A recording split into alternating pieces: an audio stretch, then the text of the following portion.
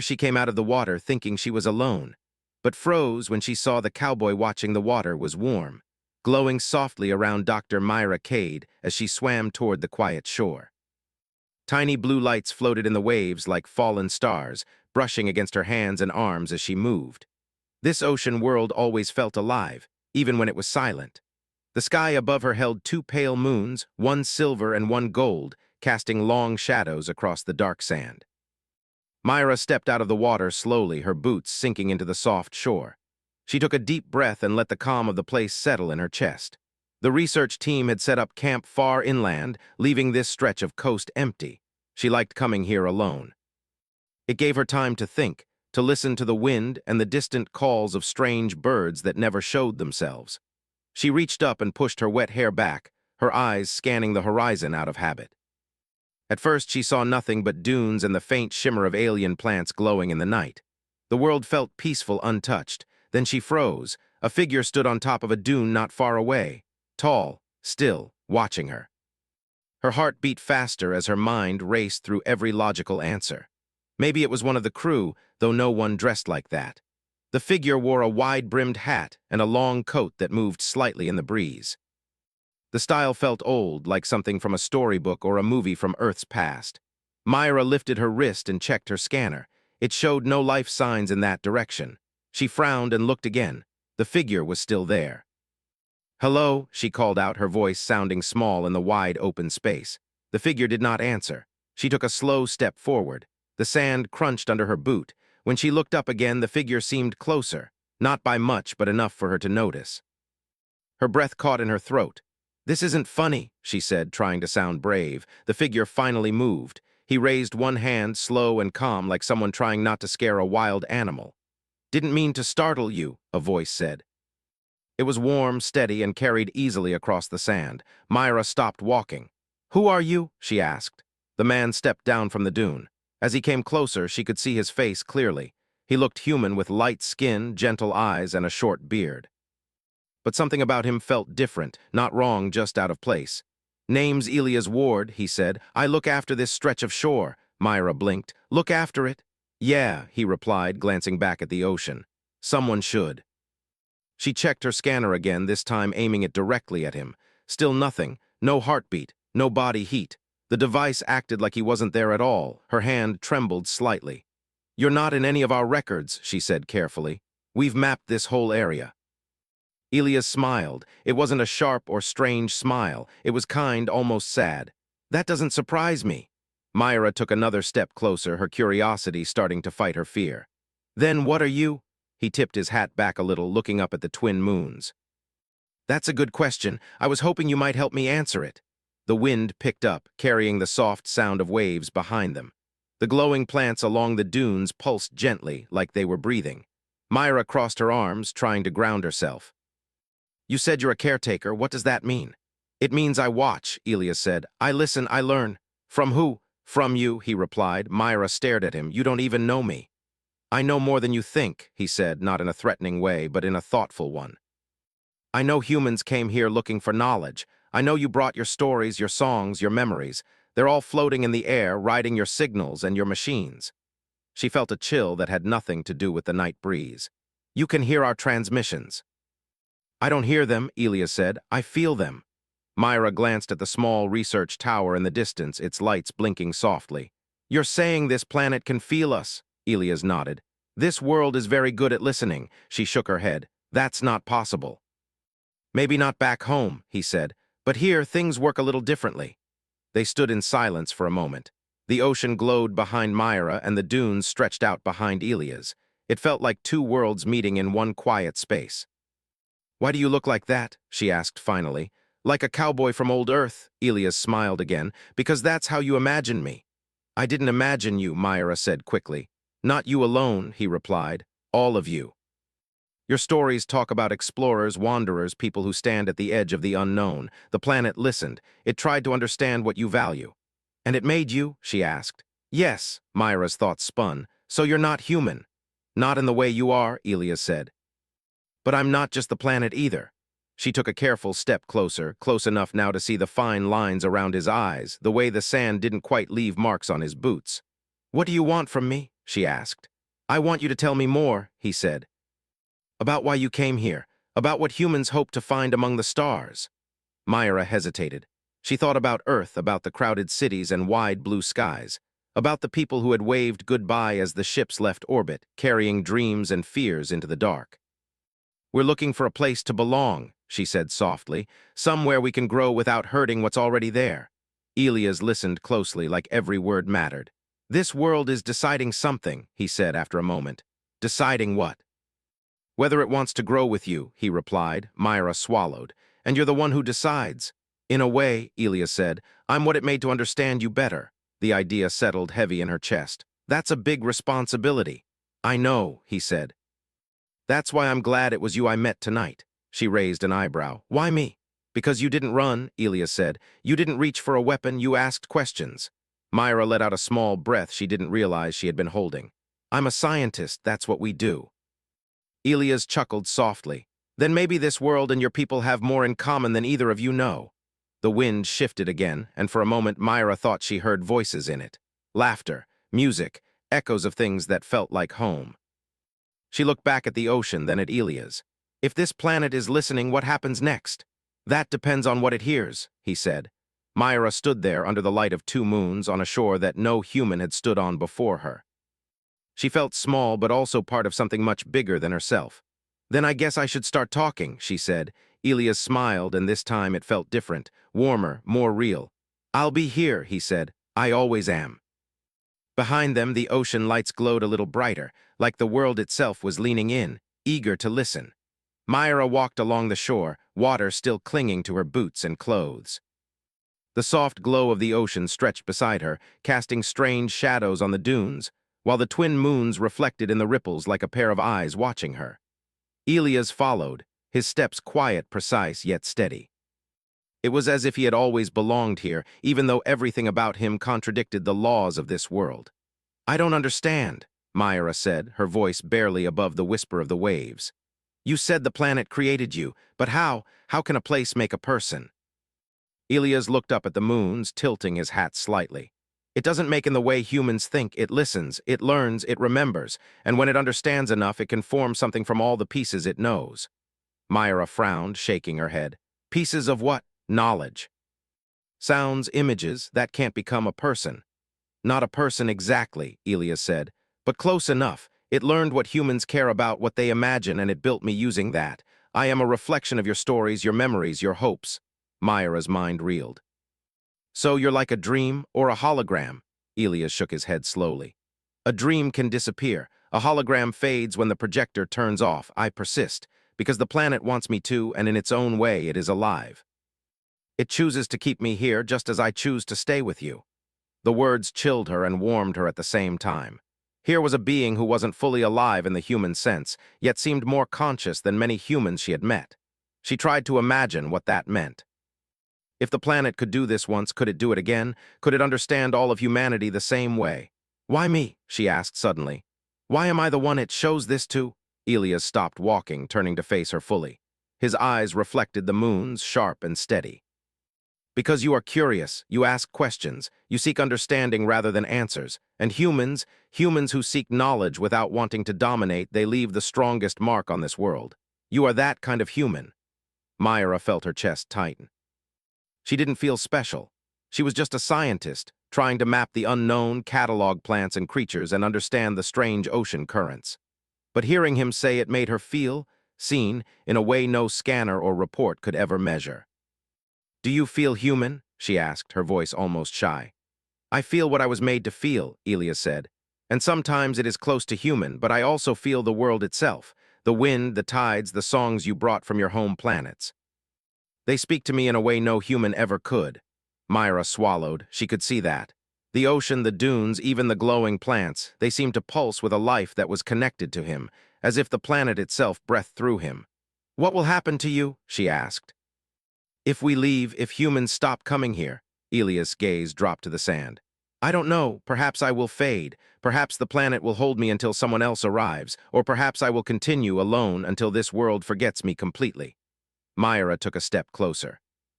She wanted to reach out to touch him, but hesitated. She didn't know if he would feel it, if he would respond like a human would. and yet part of her hoped he would. "Then I need to know more," she said softly. "I need to understand everything. Why this place, why you, why it listens." Elias smiled faintly. "Then we have a lot to do." They walked along the shoreline in silence for a while. The glow of the ocean illuminated strange coral formations at the water's edge, twisting into shapes she had never seen before. Some looked like towers, others like spirals, and all of them shimmered as if filled with light from inside. "It's beautiful," she whispered, kneeling down to run her fingers over one of the glowing corals. It felt soft and smooth, warmer than the water itself. "But it's alive, isn't it?"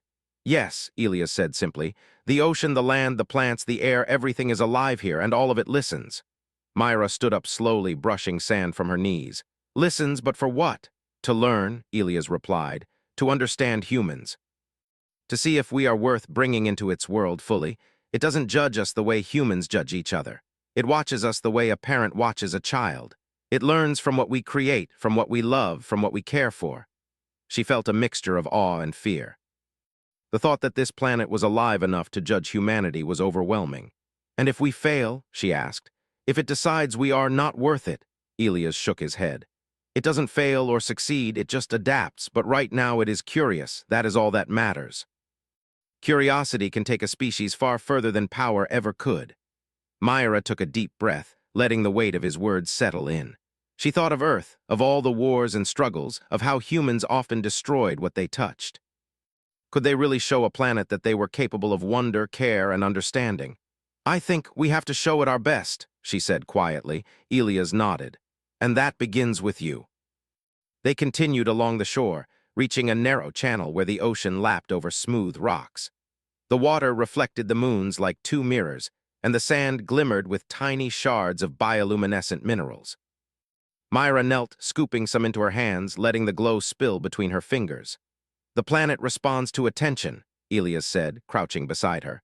"The more you notice, the more it shows you. Curiosity becomes a language here, and you are already fluent." Myra smiled despite herself.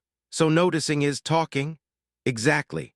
She thought about her life back on Earth, where noticing often went unnoticed, where small acts of wonder or understanding rarely changed anything. Here every thought, every observation, every careful touch mattered. They followed the channel inland, where the dunes gave way to soft hills covered in tall, glowing grasses. The wind rustled them in waves, and as Myra watched, the shapes shifted, almost forming letters, pictures, even faces. "Do you see that?" she asked, pointing. "I do," Elias said.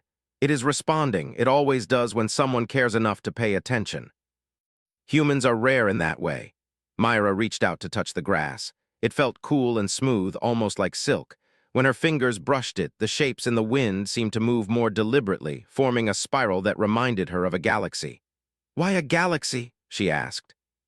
"Because it knows humans look to the stars," Elias said. "It knows you seek the infinite, and in its own way it wants to help you reach it." Myra felt a thrill she had not known in years. It was one thing to discover strange life or unusual phenomena. It was entirely different to feel that the world itself was alive, and not just alive, but aware of her presence, her thoughts, her dreams. As the night stretched on, she realized she had never felt alone, even though she had started the evening thinking she was. Elias walked beside her, silent yet present, like a guide through this living, breathing world. "You make it easier to understand," she said softly. Elias turned to her, tilting his head. "I am what it made to help you, but remember, I cannot replace human experience. You must live it, you must show it the depth of what humanity can feel." Myra thought about Earth, about the moments of kindness, creativity, and courage humans had shown over centuries. Could she convey that to a planet? Could her presence, her words, her attention be enough to show that humans were worthy of this world? "I will try," she said. "I know you will," Elias replied. The wind picked up, rustling the glowing grasses into a shimmering wave. The sand beneath their boots seemed to pulse lightly, and the ocean behind them flickered with even brighter bioluminescence. Myra felt as if the world itself were breathing, waiting, watching. "Do you think it will talk to us?" she asked. "In its own way," Elias said. "It already is. Every shimmer, every movement, every glow is a message. You just have to learn to read it." Myra closed her eyes for a moment, letting the wind and the water and the glowing grass surround her. She could feel the planet's presence in a way she had never felt before. It was gentle, curious, patient, and endlessly observant. Opening her eyes, she looked at Elias. "Then we need to learn together," she said. Elias nodded. "And the more you learn, the more you will understand not just this world, but yourselves." For the first time, Myra felt a sense of purpose that went beyond science or discovery. This was about connection, about understanding, about showing that humanity could inspire life in ways they had never imagined. The moonlight reflected off the ocean, the glowing grasses swayed with unseen patterns, and the wind carried a soft, almost musical whisper. Myra realized she had never experienced such beauty, such depth in her entire life. And as she walked beside Elias, she understood that the story of this night, the story of the planet, of the ocean, and of the cowboy who should not exist, was only just beginning. Myra woke the next morning to a soft, golden light that streamed across the dunes. The twin moons had dipped below the horizon, leaving only the pale glow of the sun rising over the ocean. The water reflected the light like melted gold, and the sand shimmered faintly, covered in the tiny, glowing crystals that seemed to grow wherever the planet wished. Elias was already there, standing near the water's edge, his coat brushing lightly against the sand. He had not slept, yet he looked calm, steady, almost eternal. Myra felt the weight of his presence before she even reached him, a silent reminder that this world had a rhythm unlike anything on Earth. "Good morning," she said, forcing cheer into her voice. Her throat still felt tight from yesterday's conversations, full of impossible ideas she barely understood. "Good morning," Elias replied. His voice had a new warmth, a soft hum that matched the movement of the waves. "The world waits for no one, but it watches those who care to notice." Myra hesitated at the water's edge. The ocean glimmered with tiny lights dancing beneath its surface. "I want to know more," she said, "about how it learns, how it chooses." "I need to understand its intelligence." Elias nodded. "Then you need to see, not just with your eyes, but with your attention. Everything here is alive. Every stone, every drop of water, every gust of wind carries meaning if you know how to read it." Myra knelt, scooping up some of the glowing sand. Tiny motes drifted between her fingers, sparkling like stars. "And this is its language?" she asked. "Part of it," Elias said. "The rest is in movement patterns, the way things change over time. You must spend time here, notice carefully, and it will reveal more." Myra glanced around. She wanted to speak, to ask 100 questions at once, but the calm of the morning kept her words in check. Instead, she allowed herself to simply watch. The ocean shifted, the wind danced over the dunes, and the distant hills seemed to breathe under the glow of the planet. She felt the pulse of it in her chest, a rhythm that was not human but somehow familiar. "Show me," she said finally. "Show me what it wants me to see." Elias gestured for her to follow him. They walked along the dunes, their footprints leaving faint, glowing impressions that faded slowly behind them. The air smelled faintly sweet, like earth after rain mixed with the salt of the ocean. "You must understand something first," Elias said as they moved. "This planet does not act randomly. It reacts to humanity. It learns from your presence, your stories, your hopes and fears, and it tries to reflect them back." Myra frowned. "Reflect them back? You mean it can create things?" "In a way," Elias said. "It creates manifestations. Sometimes those manifestations take forms familiar to humans. Sometimes they are entirely alien. But they are always responses, answers to the questions we ask, even unknowingly." She thought about the glowing corals, the dancing sands, and the waves that seemed almost musical. Could it really understand her? Could it respond to what she thought and felt? "Let me show you," Elias said, stopping at the edge of a shallow cove. The water here glowed brighter, almost silver, and tiny shapes swirled beneath the surface, moving with precision as if following a pattern. "Watch," he said. He raised his hand slowly, and the shapes in the water responded. They shifted, twisting into forms that resembled human letters and symbols. Then, almost imperceptibly, they formed the outline of a figure, a woman standing at the shore, her hair flowing in the water. Myra gasped. "It's mimicking me?" "Yes," Elias said. "It is learning your movements, your focus, your attention. It begins with simple patterns, but over time it can replicate the essence of what humans do, even emotions and intent." Myra knelt, dipping her hands into the water carefully. The shapes parted at her touch, swirling around her fingers in delicate patterns.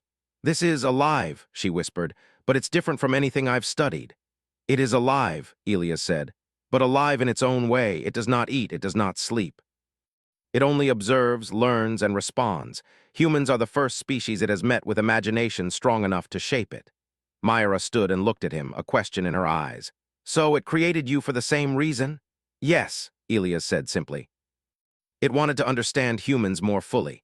It built me to embody what it had learned, to interact in a way that could show the world your curiosity, your values, your restraint. She took a deep breath, letting the sound of the water fill her mind. And what does it want to see from us now? It wants to see if humans are worth its trust, Elias said. It does not ask for dominance or control. It asks for attention, care, and understanding. That is enough to guide its judgment. Myra thought about humanity's history, wars, greed, moments of destruction, and shivered. Could they show this planet they were capable of wonder and empathy? Could she alone convey that message? You cannot do it alone, Elias said, reading her thoughts. But your presence, your observation, your respect, it matters, more than you realize. They moved inland, leaving the shore behind, walking into rolling hills covered with tall, luminous grasses. Each step revealed subtle changes in the patterns of light and shadow.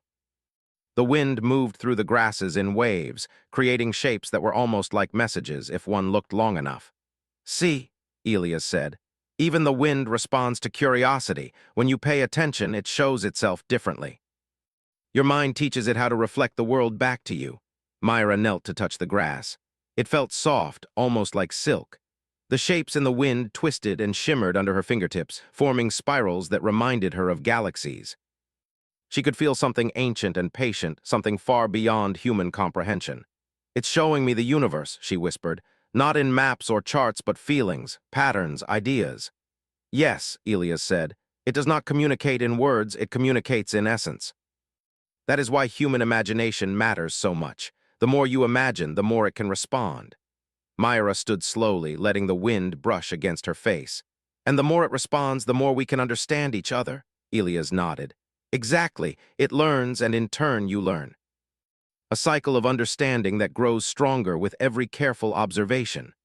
She thought about her team back at the research station and about Earth, thousands of light years away.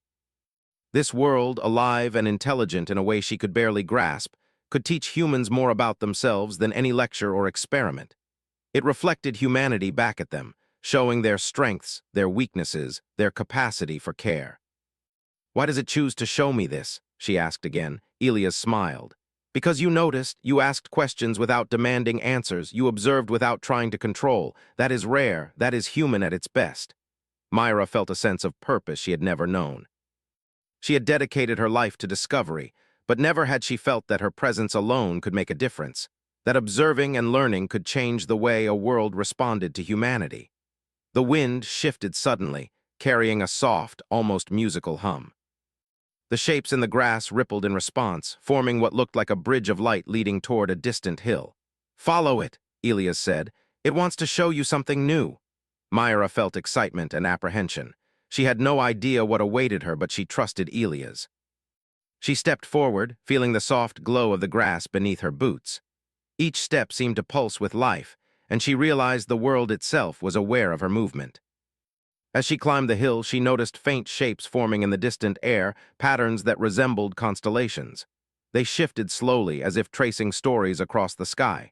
She stopped, mesmerized. It is showing you history, Elias said quietly. Not history as humans know it, but history as it has learned from you. Your stories, your myths, your songs, they all leave traces here, and it can recreate them in ways that speak directly to the mind and heart. Myra's breath caught. She had never imagined a world could be so alive, so aware, so thoughtful. It was not alive in the way she had expected, but it was alive in every sense that mattered. What does it want to show me? She asked. That humans are more than their mistakes, Elias said. That imagination, care, and attention can shape a world, that your species is capable of wonder. Myra knelt, tracing the glowing patterns on the ground with her hand. Each one seemed to respond to her touch, shifting subtly, forming new shapes. She could feel the planet's curiosity mingling with her own, a dialogue without words. And for the first time, she realized that this world, this place, this glowing ocean and wind-swept hills was teaching her as much as she was teaching it. Elias watched quietly, his eyes reflecting both the moons and the sun, his expression calm and patient. He had been created to guide humans, but it seemed he was learning too. Myra rose to her feet, looking at the distant horizon. She felt hope, determination, and awe. This was no ordinary discovery. This was a connection between humanity and a world that was alive in ways they could scarcely imagine. Myra felt the warmth of the rising sun on her shoulders as she followed Elias deeper into the hills. The grass around them glowed faintly, the light pulsing softly in rhythm with the distant waves. Each step felt alive, as if the ground itself recognized her presence and responded to her careful movements. The more she observed, the more the patterns shifted, forming shapes she could barely recognize but somehow understood. "Where are we going?" she asked, her voice low, almost reverent. The air felt charged with energy, alive in a way that made her senses sharper than they had ever been on Earth. "To a place where the world can speak more clearly," Elias said. His eyes scanned the horizon as he walked, attentive to invisible signals, like a conductor following an unseen orchestra. "It wants you to see not just with your eyes, but with your understanding." Myra glanced around. She had already seen impossible things: the glowing ocean, the dancing grasses, the water that formed human-like patterns. But something in Elias' tone suggested that what awaited her would surpass even that. As they approached a gentle slope, Myra noticed a faint shimmer in the air, like heat rising from sand but cooler and clearer. The shimmer thickened as they moved closer, forming vague shapes: arches, walls, even delicate bridges made of light. It was as if the air itself had been sculpted into structures, shifting and flowing in response to their presence. "What is this?" she asked, reaching out her hand. The shimmering light parted gently, moving around her fingers without resistance. "This," Elias said, "is the planet showing you a space for thought, a place where it reflects not just your attention but your intent." Myra crouched, studying the light structures carefully. They weren't random. Lines intersected at precise angles, curves flowed with an almost musical rhythm, and the space between them seemed deliberate. Each movement, each shift in the glow felt like it carried meaning. "It's alive," she whispered, unable to stop herself. "And it's responding to me." "Yes," Elias said. "It learns from every action, every observation, every thought, every feeling. It does not judge like humans do, but it evaluates, it measures, and it adapts." Myra tried to comprehend it. On Earth, intelligence had always been confined to brains or machines. Here, the very air, water, sand, and light were intelligent, conscious in their own way. They were alive not just as matter, but as understanding, as awareness, as response. "Why me?" she asked again, though she had asked before. The question felt different this time, heavier, full of the weight of responsibility.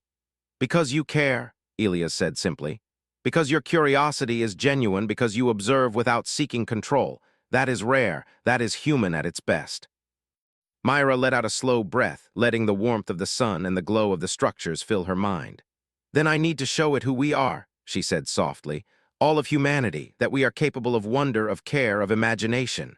Elias nodded. "And that is exactly what it wants to see. You are the first step. The planet listens, but it cannot understand fully until you demonstrate the best of your kind." Myra thought about Earth, its beauty, its flaws, its people. She thought about the stories humans had written, the art, the music, the science. And she thought about the moments of kindness, of creativity, of patience, of courage. Could all of that be conveyed through her presence, her attention, her care? Could she show this living world the value of humans? "I will try," she said, determination settling in her chest. Elias smiled, a small, warm smile. "That is all it asks: curiosity, attention, care, not conquest, not fear, not control, just understanding." They moved forward into the shimmering space. Myra reached out her hands, letting the glowing light flow around her fingers, twisting and bending as if responding to her will. She realized she could influence it, but not control it. Her thoughts, her emotions, her focus guided its movement. She was not a master here, only a participant. "Watch closely," Elias said. "Notice everything. Learn not just with your eyes, but with your mind." Myra watched as the structures shifted, forming patterns that seemed almost like writing, but not any language she knew. Shapes emerged and dissolved in a rhythm that felt musical, almost alive. She closed her eyes and let the energy of the world flow through her, paying attention to the pulses, the curves, the shifts. Slowly, she began to recognize patterns, echoes of human art, geometry, and design. "It's learning faster now," Elias said quietly. "It senses your focus, your intent, and it is responding in kind." Myra opened her eyes. The air structures had changed again, forming shapes that reminded her of people. Figures moved delicately, not fully solid, but more real than shadows. They mimicked her gestures, her movements, even her curiosity. She reached out and the figures mirrored her, bending and twisting as she did. "It's reflecting me," she whispered. "Yes," Elias said, "and in doing so it begins to understand humans more fully. Not just as creatures of matter, but as beings of thought, of imagination, of feeling. That is why your presence matters. That is why you were chosen to be here." Myra felt awe, fear, and excitement all at once. She had never imagined that a world could learn, adapt, and respond in such a complex way. And she realized the responsibility she carried. Every observation, every careful movement, every thought she allowed to influence this world mattered. "Then we need to show it more," she said softly. "We need to show it humans at our best, not just me, but all of us." Elias nodded. "And that begins with understanding, curiosity, care, attention. That is how humans teach it about themselves. That is how it will know whether we are worthy." Myra spent hours exploring the shimmering space, guided by Elias. She traced patterns with her hands, moved slowly through the light structures, watched as the figures mirrored her gestures. She realized that every action mattered, every thought could influence the patterns. She was teaching the planet, and in return it was teaching her. As the day passed, the air structures shifted again, forming more complex figures, scenes of human creativity, moments of kindness, acts of courage. Myra recognized stories from her childhood, tales she had read on Earth, legends of explorers and inventors, poems and songs. The planet had absorbed humanity's stories and was now reflecting them back, weaving them into the very fabric of its being. "This is incredible," she whispered. "It's alive with us, with everything we've ever imagined." "Yes," Elias said, "and it is patient. It learns slowly, carefully, deliberately, but it also responds to intention. The more you show it your best, the more it will reflect humanity's potential." Myra felt a deep sense of purpose. This world was not a place to conquer or dominate. It was a living mirror, a teacher, a guide, and she had the opportunity to show it the beauty of humanity, to reflect back the best of what her species could offer. "We should continue," she said, her voice steady. "We should show it everything we can." Elias smiled. "And we will, step by step, gesture by gesture, thought by thought. That is how humans teach, and that is how this world learns." They moved together through the glowing landscape, Myra carefully observing, learning, and reflecting. Every step, every movement, every thought was part of a conversation with the world itself. The air, the sand, the water, the wind, all of it responded, shaping itself around her attention, forming patterns of light, life, and understanding. As the sun dipped lower, casting long golden shadows, Myra looked at Elias.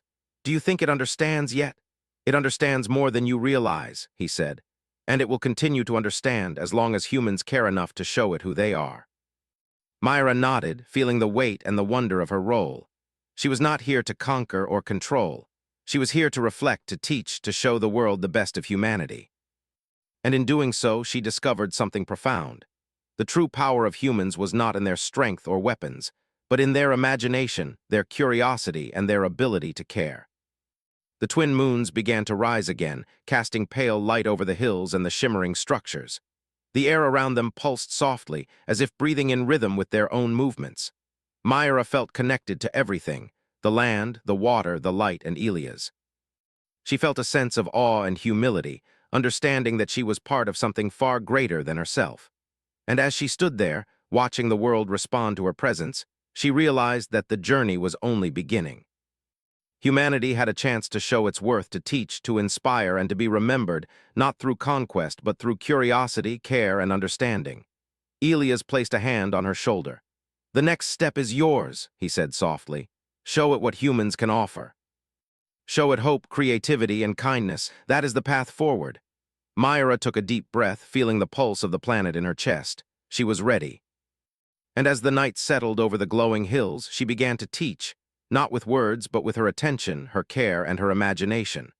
The world listened, and in its own way it began to respond. The night sky stretched above Myra like a blanket of infinite possibilities. The twin moons hung low, casting a silver-gold light across the glowing hills, and the ocean behind them shimmered softly, as if holding its breath. Myra stood beside Elias, feeling the weight of everything they had discovered. The world around them pulsed with life, responding to every subtle movement, every thought, every breath. "You're ready," Elias said quietly. His hand rested lightly on her shoulder, not guiding but steadying, anchoring her in the moment. "The planet has watched long enough. Now it will understand humanity through you." Myra took a deep breath, letting the warmth of the glow and the energy of the world fill her chest. "Then I'll show it," she said softly. "I'll show it hope, curiosity, care, and imagination." Elias nodded. "Step forward and let it see everything humanity can be." She lifted her hands, allowing the glowing air structures around them to respond. Tiny lights swirled around her fingers, rising into the sky like sparks from a fire. She focused, thinking of her home planet, of the people who had raised her, the songs that had carried her through lonely nights, the stories of explorers and inventors, poets and artists, and the quiet acts of kindness that often went unnoticed. The lights twisted and pulsed, forming shapes and patterns she recognized. Ships sailing through stars, children laughing, hands holding one another, gardens blooming, rivers flowing, cities filled with learning and creativity. Every image shimmered with movement, life, and intention, as if the planet itself had taken her thoughts and amplified them, showing them in ways far beyond anything a human mind could imagine. "It's incredible," Myra whispered, overwhelmed. She felt as if she were both giving and receiving at the same time. Every thought she offered was mirrored back, expanded, transformed into something more, something universal. "Yes," Elias said softly. "It sees not just your words or actions, but your meaning, your intent. Your care." Myra felt a thrill run through her. The planet was learning, but it was also teaching her, showing her how deep and patient observation could become. The light shapes shifted again, forming figures she had never seen but somehow recognized. Humans of every age and place, performing acts of creation and understanding. It was a tapestry of her species, potential, woven in luminous threads that stretched into the horizon. "Do you see?" Elias asked. "It is reflecting everything humanity can be, your imagination, your empathy, your curiosity. This is why it has listened for so long." Myra closed her eyes, letting the world's response fill her senses. She could feel the pulse of the air, the rhythm of the ocean, the sway of the glowing grasses, all resonating with her thoughts. She understood now that the planet was alive in every sense that mattered. It could perceive, it could respond, it could judge, but it did so not in anger or fear, but in understanding and patience. "Then we're ready," she said, opening her eyes. "We've shown it the best of us." Elias tilted his hat back slightly, letting the moonlight catch his face. "Not all at once, but enough to begin. Now it will respond in its own way." The glowing lights around them began to shift faster, forming larger structures, arches and bridges that connected the hills to the distant ocean. Figures appeared, fully formed in light, moving with grace, mimicking human gestures, but enhanced by the planet's own understanding. Children laughed, artists painted, scientists studied, explorers sailed across luminous seas, all in a silent display of humanity's essence. Myra stepped forward, her boots sinking slightly into the glowing sand. "It's showing me everything," she whispered. "Every good thing we've ever done, every act of care, every dream." "Yes," Elias said, "and now it will extend that understanding further. Watch closely."